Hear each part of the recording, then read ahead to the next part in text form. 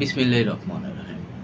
দেখেন, আজ 10টা 10 মিনিটে যে ভূমিকম্প হলো, এটা 50 বছরের ইতিহাসেও এত শক্তিশালী ভূমিকম্প হয় নাই।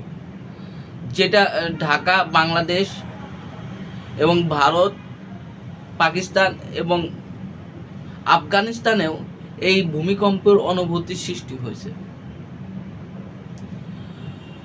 যে পরবর্তী যে ভূতত্ত্ব বা ভূমিকম্পর যে বিশ্লেষণগুলো, তারা বলতেছে যে যদি বাংলাদেশে এই পরিমাণ যে 30 সেকেন্ড বা 20 সেকেন্ড যদি এইরকম ভূমিকম্প হয়, তাহলে ভবিষ্যতে বাংলাদেশের যে বিল্ডিংগুলো আছে, ঢাকা শহরে 20 তলা 25 তলা 40 তলা বিল্ডিংগুলো আছে, এই বিল্ডিংগুলো মাটির সাথে মিশে যেতে পারে।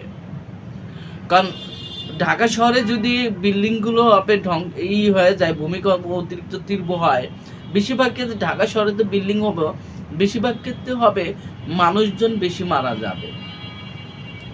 কারণ মানুষের কারণ বাংলাদেশ, ঢাকা শহর আপনার ঘনবসতি এলাকা।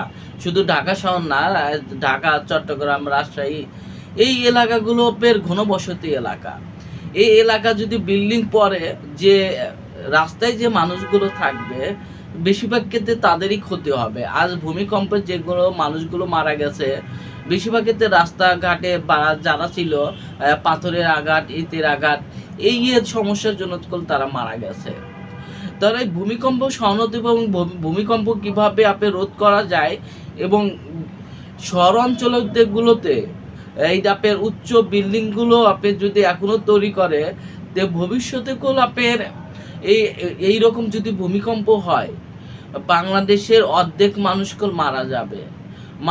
বাংলাদেশের মানুষের বাঁচা থাকবে, এবং বাংলাদেশের মানুষের সুস্থতার জন্য যে উন্নয়ন কেন্দ্রিক, বাংলাদেশের যে উন্নয়ন কেন্দ্রিক, এইগুলো হলো আপনার গ্রাম অঞ্চলে নিতে হবে। শহর অঞ্চলে আপনার 80 তলা 40 তলা বিল্ডিং না করে, যে গ্রাম অঞ্চলের যে আপনার যদি অর্থনৈতিক উন্নয়ন করা যায়, তাহলে গ্রাম অঞ্চলের মানুষ শহরে আসবে না।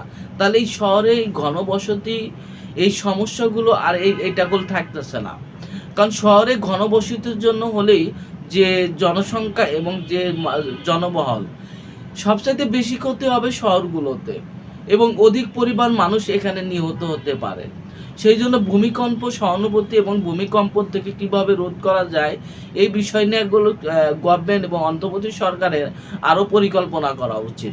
সবাই ভালো থাকুন। আসসালামু আলাইকুম।